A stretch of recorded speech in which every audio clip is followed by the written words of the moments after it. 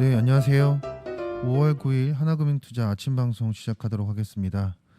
먼저 전일 증시 동향부터 들어보도록 하겠습니다. 안녕하십니까. 글로벌 투자 분석팀 황수미입니다. 전일 증시 동향 말씀드리겠습니다. 5월 6일 금요일 기준 한국 증시는 목요일 미국 증시의 급락 여파와 원화 약세 심화 등의 기관과 외국인 동반 매도 출회되면서 하락 마감하였습니다. 시가총액 상위 10개 종목이 대부분 하락세를 보인 가운데 업종별로는 종이 목재와 운수 창고를 제외하고 일제히 하락 마감하였습니다. 지난 금요일 중국 본토 증시와 홍콩 증시는 코로나 봉쇄에 따른 소비 회복 지연 우려와 미국에 상장된 88개의 중국 기업들의 상장 폐지 위기에 하락 마감하였습니다. 업종별로는 호텔 관광, 주류, 부동산, 건자재, 금융 등 대다수 업종이 약세를 보였습니다. 지난 금요일 미국 증시는 견고한 고용 지표 발표에도 중국 봉쇄 등 불확실성 지속되며 하락 마감하였습니다.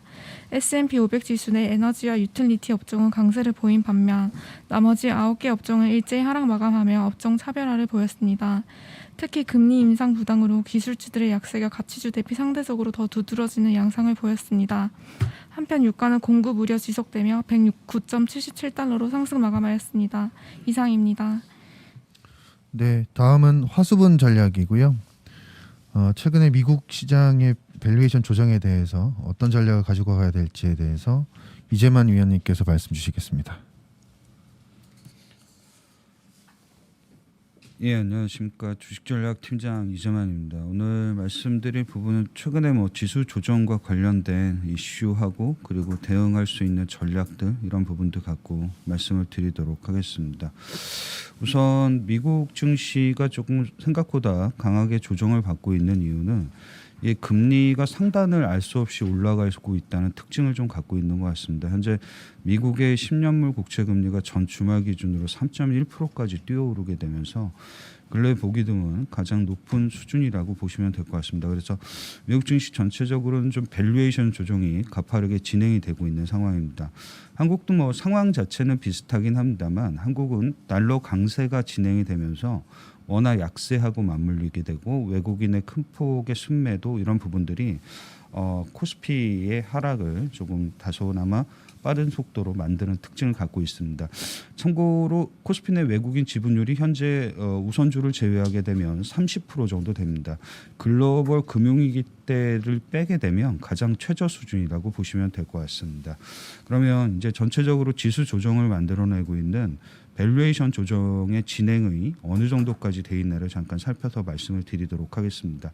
여기 보이시는 차트가 1976년 이후의 S&P 500의 PER입니다. S&P 500은 최근을 포함해서 PER 조정이 가장 크게 진행됐던 게 9번이 있었습니다. 경험상 잠깐 살펴보시게 되면 현재 S&P 500의 PER은 고점 대비해서 보이시는 것처럼 대략적으로 37% 정도 하락을 했습니다. 37%가 하락했던 과거의 경험이 언제 있었냐를 좀 생각을 해보게 되면 예전에 1987년도에 있었던 블랙 먼데이하고 그리고 글로벌 금융위기 때가 현재 수준만큼 PER이 하락을 했었습니다. 대략적으로 한 37에서 39% 정도 하락을 했던 경험을 갖고 있습니다. 즉 금리가 빠른 속도로 상승을 하고 물가가 올라가는 부분들을 분명히 갖고 있긴 합니다만 현재 밸류에이션 조정이 금융위기 정도만큼 진행이 됐다는 특징을 갖고 있죠. 물론 글로벌 금융위기보다 밸류에이션 조정이 대폭적으로 더 진행된 적이 예전에 1980년대 초반에 2차 오일 쇼크로 인해서 당시에 CPI가 미국 기준으로 14% 정도까지 상승을 했던 당시에 S&P 500의 PER이 50% 정도 조정을 받았던 경험은 한번 갖고는 있습니다. 그 경험을 빼게 되면 지금의 PER 조정은 굉장히 대폭적으로 진행이 됐다는 부분을 좀 생각을 해두실 필요가 있지 않나라고 보고 있고요. 당연히 한국 같은 경우도 PER 조정이 상당히 많이 진행이 됐죠. 이미 보시게 되면 현재 코스피는 최근 고점 대비해서 PER이 한 28% 정도 하락을 했습니다. 금융위기 때가 한 34% 정도 빠졌으니까 미국이나 한국이나 모두 다 금융위기에 버금가는 PER 조정으로 생각을 하시면 될 것 같습니다. 그러면 지금의 상황을 반전시킬 수 있는 방법이 뭘까를 좀 생각을 해보게 됩니다. 상황상 보게 되면 당연히 금리가 좀 빠져서 주가가 올라가는 이런 것들에 대한 생각을 많이 하게 되는데 여기서 또 금리가 잘못 빠져버리게 되면 실제로 경기 사이클이 더 악화될 수 있다는 우려를 자아낼 가능성이 있어서 이런 방법보다는 좀 다른 방법이 좀 필요하지 않을까라는 생각을 갖고 있습니다. 일반적으로 아시는 것처럼 PER은 흔히 얘기하는 주가의 기대 수익률이 되기도 합니다. PER의 역수를 취하게 되면 기대 수익률이 되고 그 기대 수익률에서 국채 금리를 차감을 하게 되면 일드갭이 됩니다. 현재의 일드갭들은 미국이나 한국이 모두 다 하락세를 보이고 있었던 상황이었기 때문에 실제로 채권 시장보다는 주식 시장의 매력이 높다라고 보기는 좀 어려웠던 부분을 갖고 있는 것 같습니다. 그래서 지금은 오히려 좀 생각을 해보는 게 PER이 더 낮아져서 기대 수익률이 더 높아지면서 일드갭을 상승시키는 반전이 가장 중요한 포인트가 될 거라는 생각을 갖고 있습니다. 현재 참고로 미국 기준으로 S&P 500 기준으로 일드갭은 1.69% 정도 됩니다. 거의 최하단 수준에 접근했다라고 보시면 될 것 같고요. 오히려 코스피 같은 경우는 일드갭이 현재 한 7% 정도 수준으로 3월을 저점으로 2개월 연속 반등을 하고 있다는 특징을 갖고 있습니다. PER이 더 낮아질 수 있는 방법은 하나는 주가가 빠져서고 또 다른 하나는 이익이 증가하면 가능할 겁니다. 근데 주가가 빠지는 방법은 정상적인 방법이 아니라고 하게 되면 당연히 이익 증가를 통해서 PER이 낮아지는 이런 방식을 선택할 가능성이 높다라고 생각을 하시면 될 것 같습니다. 다만 하나 좀 생각을 해두는 게 흔히 얘기하는 주가가 하락하면서 PER이 빠지는 속도는 굉장히 빠르게 진행이 됩니다. 근데 반대로 이익이 증가해서 PER이 하락하는 건 굉장한 시간이 소요가 된다는 특징을 좀 갖고 있는 것 같습니다. 이익의 개선에 대한 신뢰도 쌓아야 되는 부분들을 갖고 있고 오히려 이럴 때 매수 타이밍을 좀 맞추기 어렵다면 극단적으로 좀 밸류에이션이 조정받은 종목들 이런 쪽들은 섹터나 업종에 좀 무관하게 상대적으로 좀 관심을 가지실 필요가 있지 않을까 생각을 갖고 있습니다. 특히 1분기 실적 발표가 거의 끝났기 때문에 2분기하고 3분기 이익 추정치가 올라오게 되면 PER이 현재 1분기보다 낮아질 수 있고 그게 기대 수익률을 높이는데 상당히 도움을 줄 수 있는 방법이 되지 않을까 생각을 갖고 있습니다.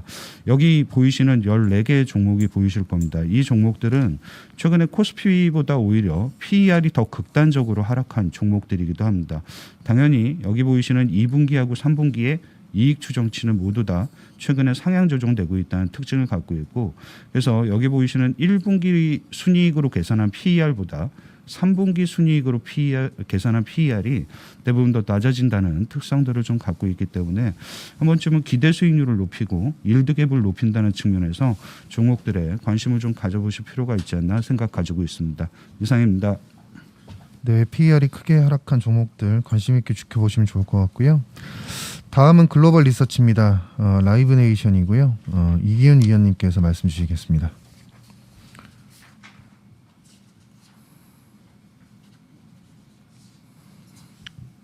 네. 그 라이브 네이션이랑 그 콘텐츠리 중앙 그 실적 리뷰 말씀드리겠습니다. 라이브 네이션 아시겠지만 이제 글로벌 1등 그 이제 티켓팅 혹은 공연 기획 이제 회사고요. 1분기 실적 잘 나왔습니다. 그리고 티켓마스터가 이 회사가 이제 아시겠지만 뭐 BTS 같은 이제 다양한 콘서트나 뭐 NFL하고 뭐 미국의 여러 가지 스포츠 이벤트 이제 티켓 대행하는 건데 티켓이 이제 사상 최대 실적을 달성을 했고요. 뭐 콘서트, 스포츠 이벤트 다 너무 숫자들이 좋았습니다. 1분기 공연 관객 수 1,100만이었고요. 이미 2019년 수준에 근접을 했고 오프라인 콘서트가 재개되면서 스폰서십 매출도 이제 2019년 수준에 이미 상회를 했습니다. 그래서 1분기 실적은 이미 역대 1분기 좀 최고 수준이고요. 티켓 가격은 20% 상승했다고 이제 언급을 했습니다. 이제 2019년 대비해서 총 거래액 6% 티켓 가격 20% 상승을 했고요. 지금 아시겠지만 리세 시장이라는 게 뭐 명품과도 다 똑같습니다. 결국 이제 그 공급이 수요보다 낮으면 가격이 올라가는 건데 현재 팬들의 지불 용의가 상당히 높고 이렇다 보니 계속 티켓이 좀 가격이 좀 올라갈 수밖에 없는 상황입니다. 그래서 1분기가 이미 사상 최대이지만 2, 3분기 혹은 내년까지 계속해서 긍정적으로 보고 있고요. 그 이제 CEO가 했던 얘기는 하나입니다. 뭐 당연히 인플레이션도 있고 경기 침체도 있겠지만 현재 팬들이 지난 2년 동안 하지 못했던 것들, 그러니까 유형 자산, 뭐 물건 같은 것들에 대한 구매를 줄이고 이런 경험에 대한 소비를 늘린다. 그래서 이런 콘서트 가 이제 내년까지 됐을 때 사상 최대 실적이 이어질 걸로 예상하고 있습니다. 그래서 한국 기획사도 마찬가지고요. 내년까지 사상 최대 영업이 어느 정도 정해져 있는 산업이라고 보시면 좋을 것 같습니다. 그래서 라이브네이션 간단하게 좀 리뷰를 드렸고요. 금요일에 이제 그 제이콘 이제 콘텐츠리 중앙 이제 실적을 발표를 했습니다. 컨센서스보다 크게 하회한 마이너스 300억 정도의 이제 영업 적자를 발표를 했고요. 별도는 조금 그 이제 그 안 좋은 정도였는데 연결 제작사들의 손실이 상당히 컸습니다. 근데 1분기 때는 뭐 그 OTT 편성이 좀 많지 않았고요. 다만 2분기에는 안나라 숨어나라 이미 발표를 했고 종이집이 이제 파트 1, 파트 2로 나뉩니다. 그래서 6개에서 이게 상반기, 하반기에 있고요. 티빙에도 2편이 있고 WIP에도 2편이 있습니다. 2분기에는 6편 정도 OTT 편성이 있기 때문에 1분기에 요 마이너스 120억 정도 연결 제작사 손실은 좀 많이 축소될 걸로 예상을 하고 있고요. 극장을 한번 좀 말씀드려야 되는데 극장 이제 1분기에 마이너스 190억 정도. 그래서 당연히 뭐 평소 하던 대로 좋지 않았지만 지금 2분기부터 뭐 닥터 스트레인지 관련한 뉴스도 아마 확인되실 거고 범죄도시라든지 뭐 6월에 탑건 2 이런 거 탑건 매버릭 같은 텐트폴 작품들이 현재 개봉을 확정되고 있습니다. 지금 여기에 그냥 다 예상대로만 해주면 한 2,500만 이상 박스 오피스가 나올 것 같고 그렇게 되면 아마 5월이나 6월 기준으로 분기 기준 그 BEP는 월 기준 BEP는 달성하지 않을까라고 생각하고 있고요. 여기 보이시겠지만 그 과거에 이제 티켓 매출이 7,700원 정도인데 ATP가 현재는 10,000원 정도고요. 매점 매출 역시 과거 2,000원대 후반이도 현재 3,000원대 초반까지 나오고 있습니다. 그래서 이렇게 되면 3분기부터 이제 그 BEP 이상 가능할 걸로 예상하고 있고요. 아시겠지만 이 콘텐츠 중앙 자회사에는 이제 그 영화사들도 꽤 있으면서 BA 엔터 범죄도시 2라든지 이제 하반기에 이제 디즈니 플러스랑 카지노 제작하는 회사이기도 하고요. 클라이맥스에 또 영화 2편 있고 올해 영화 8편 준비하고 있기 때문에 1분기 실적은 좀 상당히 실망스럽습니다. 하지만 2분기부터는 실적이 좀 개선될 여지가 많기 때문에 긍정적으로 좀 보고 있고요. 하나 참고하셔야 되는 거는 그 전환사채 1,000억 정도가 있습니다. 단가 4.4만 원이고요. 여기에 대한 시장의 우려가 좀 있다 보니까 최근에 좀 주가가 빠졌는데 현재 주가에서는 뭐 크게 나올 여지가 없기 때문에 참고 정도는 하시되 중 장기적으로는 1조에서는 계속해서 매수 구간이라는 의견을 드리겠습니다. 이상입니다. 네, 다음은 은행 위클리고요. 금리 상승 국면에서의 방어주로서의 매력이 두드러진다는 내용인 것 같습니다. 최정욱 위원님께 들어보겠습니다.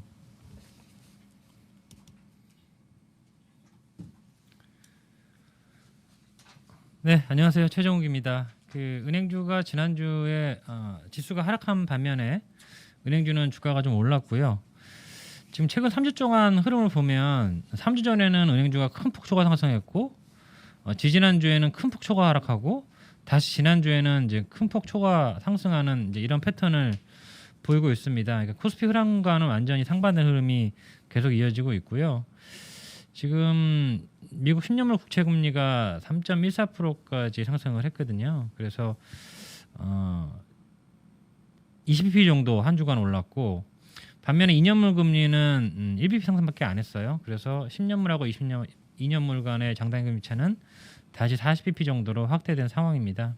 그래서 장기물이 더 많이 오른 이유는 다음 달 1일 시작되는 양적 긴축 때문인 것 같고요.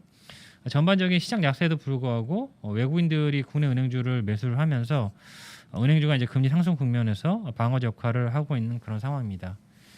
지난주의 주요 이슈는 그 금감원장이 은행장들하고 이제 간담회를 했는데요.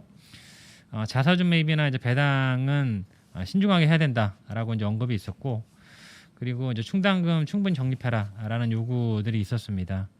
뭐 배당 자제를 요구하는 행정지도는 하지 않을 거라고는 하는데 이제 기자들이 신중하고 합리적인 배당 규모가 뭐냐라고 물었더니 그 코로나 이전의 배당 수준을 참고하라는 부원장보의 답변이 나왔습니다. 그래서 배당 성향 상향선이 작년에 26%였는데 이걸로 정해지는 거 아니냐라는 이제 분위기로 조금 인식이 되고 있습니다. 그래서 물론 이제 올해 은행들 순이익이 작년보다 15% 이상 증액이 될 걸로 예상되기 때문에 배당 성향이 유지된다고 하더라도 DPS는 올라갈 수밖에 없습니다. 근데 자사주를 포함해서 총 주주 환원율 30% 정도를 내심 시장에서 기대하고 있었는데요.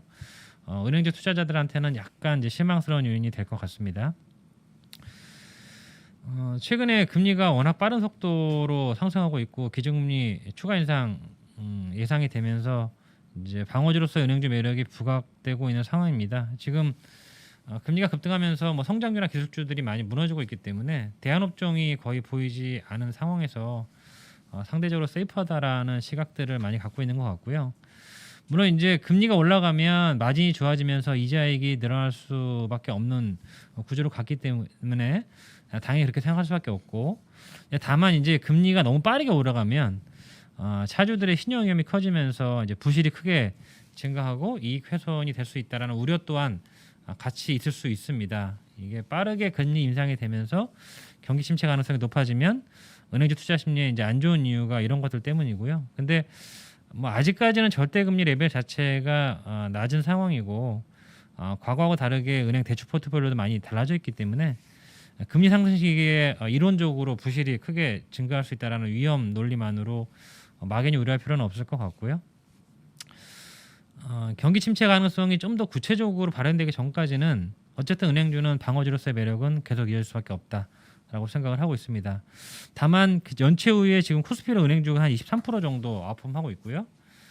이 방어주 매력은 높은데 상대적인 가격 측면에서는 사실은 아웃폼을 많이 했기 때문에 만약에 은행 쪽에 약간의 네거티브 뉴스가 발생하게 되면 차익 실현 물량이 대거 출회될 수 있다는 점도 조금 염두에 두셔야 될 것 같습니다. 당분간은 코스피 대비 뭐 큰 폭의 초과 상승이나 초과락보다는 코스피 봉동성하고 비슷한 주가 흐름이 나타나지 않을까, 지난 3주하고는 다르게 그렇게 생각을 하고 있습니다. 은행 내 주간 선호 종목은 방어적인 측면에서 기업은행하고 지금 원달러 환율이 많이 올라오면서 하나금융이 센티멘트가 좀 안 좋아졌는데 지금 정도 가격이면 괜찮지 않을까 싶습니다. 그래서 하나금융하고 기업은행 말씀드리겠습니다. 이상입니다. 네, 다음은 유통 화장품이고요. GS 리테일 실적에 대한 내용과 퀵커머스에 대한 내용들 말씀 주시겠습니다. 박종대 위원님께 들어보겠습니다. 네, 안녕하세요. 네, GS 리테일이 지난주 실적 발표했는데 어닝 쇼크를 기록을 했죠. 애초에 좀 더 덜 나올 줄은 알았습니다만은 예상보다 이제 상당히 큰 폭으로 쇼크를 냈기 때문에 상당히 걱정하시는 분들이 많이 있을 것으로 예상을 합니다. 편의점하고 슈퍼는 뭐 크게 예상치 대비해서 크게 벗어나지 않았고요. 편의점 사업은 지금 아무튼간에 이 코로나 19가 완화가 되고 거리두기가 이제 풀리게 되면서 점점 더 트래픽도 올라오고 있고 회복되고 있는 사업이라고 볼 수가 있겠습니다. 그리고 BGF 리테일 대비해서 분명히 동일점 성장률 열위에 있습니다만은 이 회사가 작년에는 좀 딴 것들을 많이 했죠. 홈쇼핑 합병이라든지 요교 인수라든지 이제 그런 작업들 때문에 이 편의점의 소비 패턴이 변할 때 그 디테일에서 조금 열위에 있었던 것이 사실입니다. 하지만 뭐 기본적인 역량이 BGF 리테일 대비해서 떨어지는 회사가 아니기 때문에 편의점 사업은 아마 올해 상당히 올라오지 않을까라고 생각이 되고요. 슈퍼 사업이 이제 문제인데 슈퍼는 저 아래 있습니다만은 항상 이 온라인화가 되고 있는 전체 유통 시장에서 샌드위치가 되고 있죠. 그러니까 백화점 같은 경우에는 이제 하이엔드 소비의 가장 그 대표적인 채널이 돼 있고, 그리고 대형마트 같은 경우에는 식품 온라인하고 이제 맞물려 가지고서 이마트라든지 롯데마트가 시장 점유율을 올리고 있고 그런 상황인데, 슈퍼 같은 경우에는 이게 편의점 같은 경우 1, 2인 가구 확대로 인해서 또 나름대로 민간 소비 대비해서 아웃퍼폼을 하고 있잖아요. 편의점하고 이 대형마트하고 이 샌드위치에 끼어 있는 이제 그런 상태입니다. 그래서 에브리데이, 이마트 에브리데이도 마찬가지고 롯데 슈퍼도 마찬가지고 GS 슈퍼도 마찬가지로 실적이 상당히 부진한 상태인데, 이것을 이제 퀵커머스로 돌파를 해보겠다라는 이제 그런 뚜렷한 목표를 가지고서 요교를 인수를 했고 그거에 대한 본격적인 투자가 이루어지는 게 올해다라고 볼 수가 있겠습니다. 그래서 이번에 그 투자 부분이 상당히 많이 들어가게 되면서 어닝 쇼크의 주 요인으로 작용을 했는데, 작년에 디지털 투자 같은 경우에는 주로 마케팅에 돈을 많이 썼거든요. 근데 이번 같은 경우에는 주로 설비 투자에 돈을 많이 썼습니다. 이 말은 뭐냐고 하게 되면 중장기적인 측면에서 조금 더 인프라를 확대했다라는 것이 이제 긍정적인 거고요. 이제 비용 측면에서의 부담은 이거 지금 설비 투자라는 말은 이게 감가상각비라든지 인건비가 들어갔던 얘기잖아요. 이게 계속될 거라는 얘기예요. 비용 부담이. 네, 그래서 마케팅비야 뭐 일회성으로 끝날 수 있는 거지만, 네, 그래서 지금과 같은 이런 그 디지털 부분에서의 영업 손실은 당분간 이어질 가능성이 크다라고 볼 수가 있겠습니다. 그러면은 그럼 무조건 이 회사는 뭐 그냥 앞으로 이익 깨지겠네, 나쁘겠네라고 보실 게 아니라 이 회사의 이제 이 퀵커머스 전망을 갖다가 살펴봐야 되겠죠. 퀵커머스가 시장 규모는 그렇게 크지가 않아요. 작년에 2020년에 제가 한 3,500억 정도 된다고 말씀을 드렸는데 작년에 비마트 실적을 보게 되면 이제 더블로 증가를 했거든요. 한 7천억 정도 수준 되지 않을까라고 생각이 됩니다. 시장 규모는 작은데 나름대로 고성장을 하고 있습니다.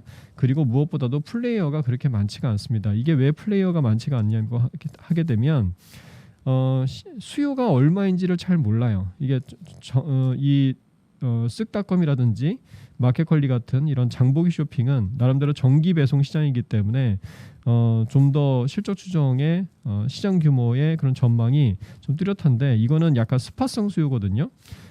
그냥 아이들의 갑자기 간식이 좀 필요하다든지 손님이 왔다든지 이제 그럴 때 식자재들을 갖다가 한 2-30분 안에 이제 배송해서 1시간 내에 배송해서 이제 사용하는 이제 그런 수요를 말하는 거거든요. 그렇기 때문에 이제 수요가 명확치가 않고 이제 그런 거 대비해서는 비용이 되게 많이 들어갑니다. 왜냐하면 이게 1시간 내에 배송을 하려면 도심에 이 마이크로 풀필먼트 센터, 조그만 풀필먼트 센터들이 필요하거든요. 이거 다 임차료잖아요.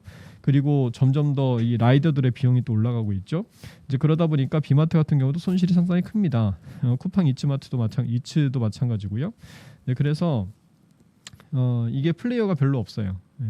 그런데 GS 리테일이 그런 측면에서는 굉장히 이 사업에 유리하다. 왜냐하면 전국에 330개 주로 수도권에 많이 있죠. 이들 슈퍼가 MFC 역할을 할 것이기 때문에 다른 사업자들 대비해서 쿠팡이츠라든지 비마트 대비해서 훨씬 더 비용이 이제 세이브되는 이제 그런 경향이 있습니다. 네, 그래서 만일 어차피 초기 투자는 어쩔 수가 없습니다. 초기 투자는 어쩔 수가 없고 만일 근데 이 초기에 매출이 급격하게 올라가는 모습이 보인다라고 하게 되면 그러면 이 회사의 퀵커머스 슈퍼 사업 부분의 시너지 슈퍼가 미운오리 새끼에서 이 100조가 될 가능성도 없지 않아 지금 뭐 가능성을 타진해 볼 수가 있거든요.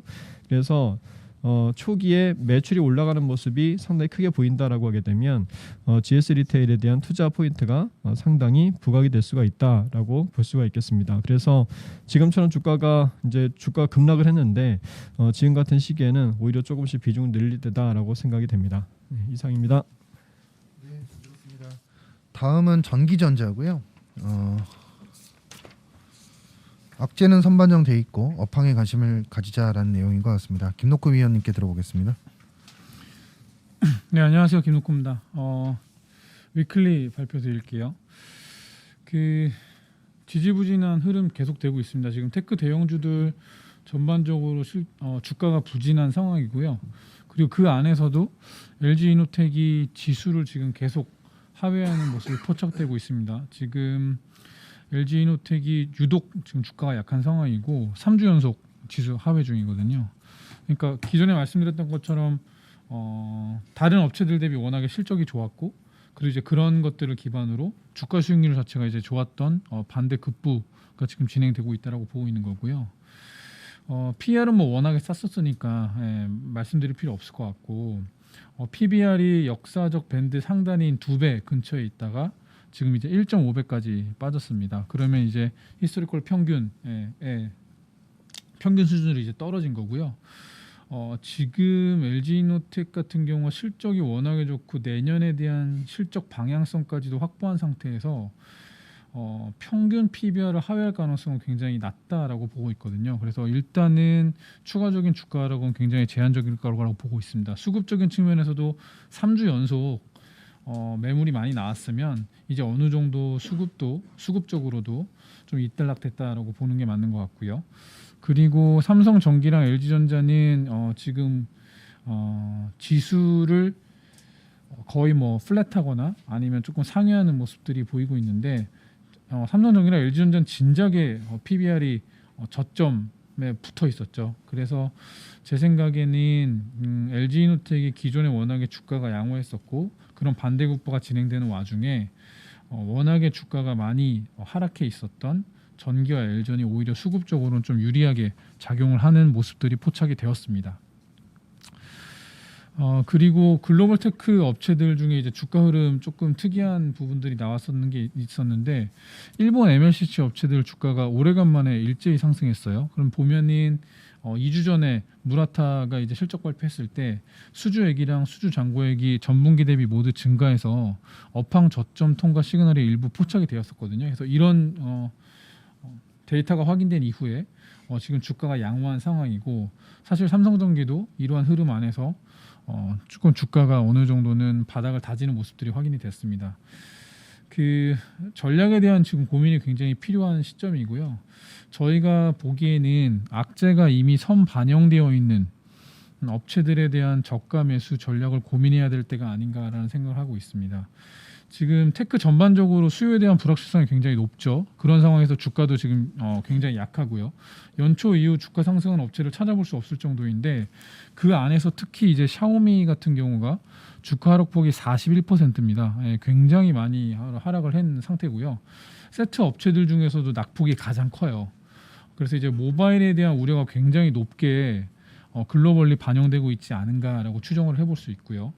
그래서 이제 어차피 지금 스마트폰 같은 경우가 하반기 때 중국에서 이제 회복이 될지 안 될지에 대한 부분들을 굉장히 많이 고민하고 계시는 거고 지금 현재 시점에서 그런 것들을 먼저 회복할 거다라고 보기에는 조금 다소 어려움이 있거든요. 그러면은 그런 것들을 고민이 굉장히 많이 되기 때문에 샤오미 주가 흐름에 유심히 지켜볼 필요가 있다고 보고 있습니다. 분명히 뭔가 그 중국에서 변화가 생기면 샤오미 주가가 분명히 반응을 할 거거든요. 그래서 앞으로는 샤오미 주가를 조금 유심히 지켜볼 필요가 있지 않나라는 생각을 하고 있고요.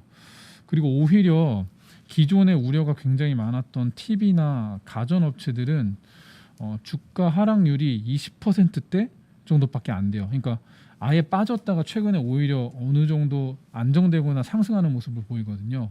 그래서 이제 이런 것들을 감안해 봤을 때 현재 시점에서는 수요에 대한 우려가 선반영된 업체들이 오히려 편안할 수 있다라는 판단을 하는 겁니다. 그래서 이제 아까 전에 말씀드렸던 가전 TV 같은 경우에는 이미 작년 하반기부터 올해가 안 좋을 거라고 다들 예상하고 있었죠. 그래서 뭐 월풀이나 뭐 일렉트로닉스나 LG전자 엄청 주가 부진했었는데 최근 한 달로만 보면 오히려 나쁘지 않습니다. 그래서 지금 저희가 이제 생각하는 부분은 뚜렷한 투자 포인트를 지금 확보하기 어려운 상황이기 때문에 악재가 선반영된 것조차가 투자 포인트가 될 수 있다. 즉 주가 하락폭이 제한적이라는 점이 투자 포인트가 될 수 있기 때문에 대형주 중에서는 이러한 부분들이 선제적으로 반영됐었던 삼성전기와 LG전자 같은 업체들에 대한 관심이 좀 필요하지 않을까라고 생각을 하는 거고요. 다만 이제 원래 저희가 실적 기반으로 선호했었던 종목군들, 예를 들어 뭐 대형주에서는 LG이노텍, 그리고 중소형주 중에서는 이제 패키지 기판 업체들에 대해서는 어떻게 해야 되냐라는 고민들이 많은데요. 사실 애널리스트 입장에서 실적이 우상향하고 있고 PER도 7배, 6배 있는 종목들에 대해서 투자 의견을 변경하기 쉽지 않습니다. 이렇게 이들이 좋은 실적에도 불구하고 그럼 왜 이렇게 주가가 많이 빠졌을까라고 생각해 보면 결국은 수요에 대한 불확실성이 있으니까 이 현재 실적 추정치에 대한 믿음이 없으신 거거든요. 그러니까 지금 PR이 6, 7배인데 나중에 가봤더니 결국은 8배, 9배였던 거 아니냐, 9배, 10배였던 거 아니냐라는 것들이 결국은 걱정이기 때문에 주가가 안 되는 거거든요. 그렇기 때문에 결국 저희가 이제 봐야 되는 거는 향후 2분기, 3분기에도 우려에도 불구하고 실적이 양호하다면 주가는 긍정적으로 반응할 수밖에 없다라고 생각하고 있고 저희가 지금 추정컨대 숫자에 대한 부분들은 사실 걱정을 별로 안 하고 있어서 기존에 저희가 원래 갖고 있던 업체들에 대한 전략도 변경하기는 또 어렵습니다.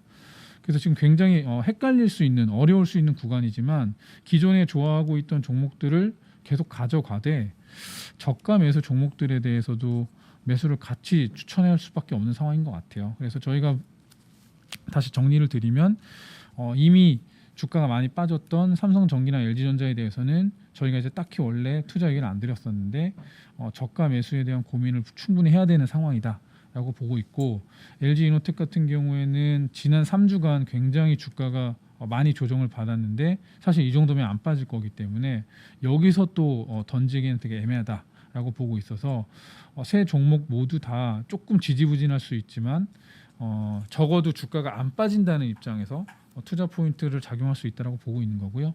패키지 기판 업체들은 실적이 좋을 거기 때문에 결국은 2분기나 3분기 실적 나올 때마다 주가는 반응할 가능성이 높다라고 보고 있습니다.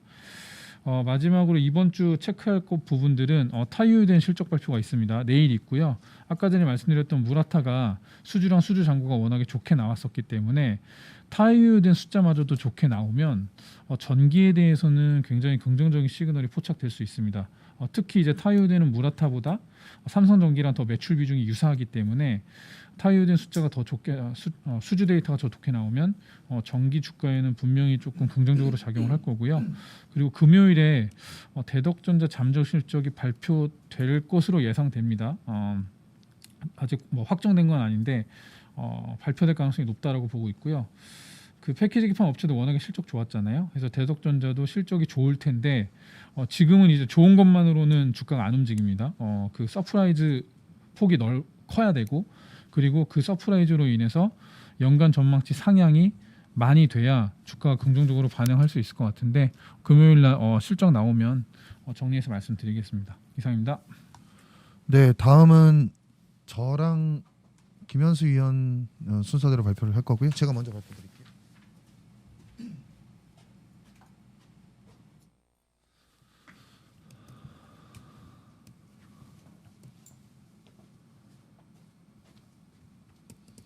네, 화학 담당 유재성입니다. 최근에 에너지 시장이 격변하고 있습니다. 수요 파괴가 나타날까봐 사실 걱정도 되는 부분이 있고요. 이유는 정제 마진이 또 사상 최대치를 기록을 했고 헨리허브 미국 가스 가격도 14년의 최대치고요. 석탄 가격도 재차 급등하고 있는 상황입니다. 일단 정제 마진 얘기부터 드려보면 지난주에 정제 마진이 역사적 최대치를 재차 경신했습니다. 그 전까지 제가 말씀드렸던 건 등경류가 굉장히 강하다라는 점을 말씀드렸는데요. 예, 이 부분 등경류 같은 경우는 이미 많이 좋아졌는데 최근 들어서 휘발유까지도 급등하고 있는 상황입니다.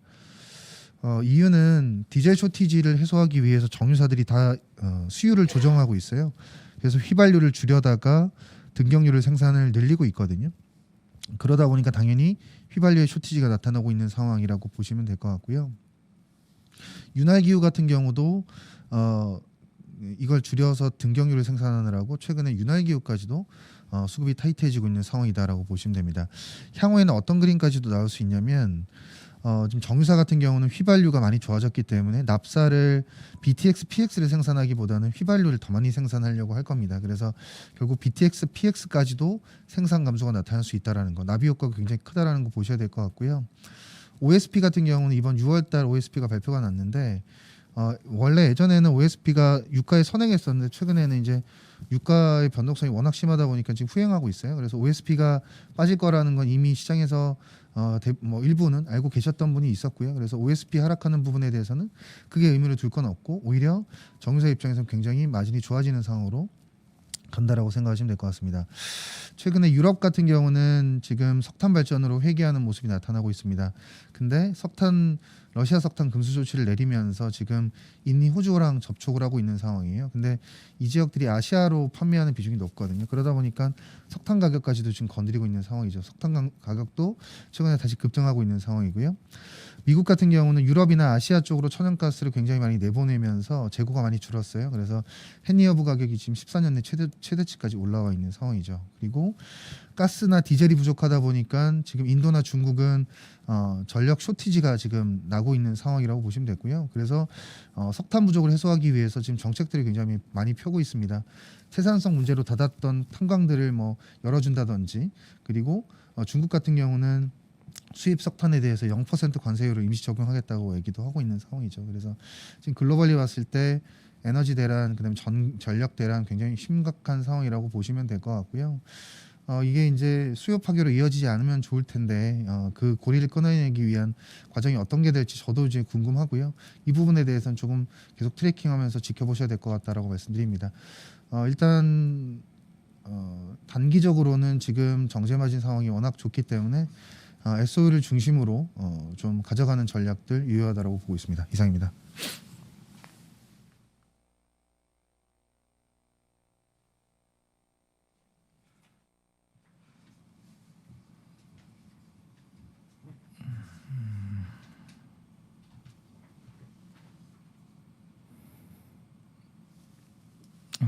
예, 안녕하십니까. 그 2차 전지와 디스플레이 담당하는 김현수입니다. 그 결론만 좀 말씀을 드리면 최근에 이제 디스플레이 쪽만 좀 말씀드리겠습니다. 그 디스플레이 이게 전기전자 섹터에서 말씀드렸던 것처럼 당장 전방소인 세트 수요가 안 좋기 때문에 디스플레이 섹터가 지금 강하기는 어렵습니다. 지금 1분기 출하 데이터만 보더라도 TV가 YOY로 마이너스 10% 빠졌고 PC 마이너스 7, 스마트폰 마이너스 7입니다. 그래서 여기 전방으로 두고 있는 디스플레이 섹터가 좋기는 어렵고요. 다만 그 안에서 이제 하이엔드 수요라고 할 수 있는 OLED를 포함해서 그러니까 OLED가 전방 수요로 두고 있는 하이엔드 제품들 같은 경우는 이 TV 시장에서 $1,000 이상 시장 같은 경우는 YOY로 플러스 10% 성장했고요. 그 PC 시장 안에서도 보면 최근에 애플 맥 매출 보면 YOY로 15% 성장했습니다. 스마트폰 시장에서도 애플은 지금 YOY 플랫 방어하고 있거든요. 그래서 이 하이엔드 쪽에 특화되어 있는 서플라이 체인이 디스플레이에서는 OLED이기 때문에 실제 1분기 LX 세미콘, 이녹스 첨단 소재 이런 기업들 실적 서프라이즈 나왔었고요. 그럼에도 불구하고 지금 주가는 좀 부진합니다. 아무래도 이 지금이 피크다라는 논리 때문이죠. 다만 말씀드린 대로 이 각 시장별로 하이엔드 시장 그 안에서 이제 OLED 침투율은 계속 상승하고 있고요. 관련 기업들 구조적인 성장이 가능하다라고 보고 있습니다. 특히 대표적인 기업이 덕산 네오룩스고요. 지난주에 덕산 네오룩스와 동종업계인 유니버셜 디스플레이가 실적 발표하면서 한 주간 6% 상승했는데 데이터들은 다 좋습니다. 그리고 덕산 네오룩스 지금 역사적 평균 밸류 하단인 12개월 포워드 기준으로 18배 수준이거든요. 평균적으로 항상 30배까지 받는 기업이기 때문에 덕산 네오룩스 매수 기회다라고 보고 있습니다. 이상입니다. 네, 이상으로 5월 9일 하나금융투자 아침 방송을 마치도록 하겠습니다. 시청해 주셔서 감사합니다.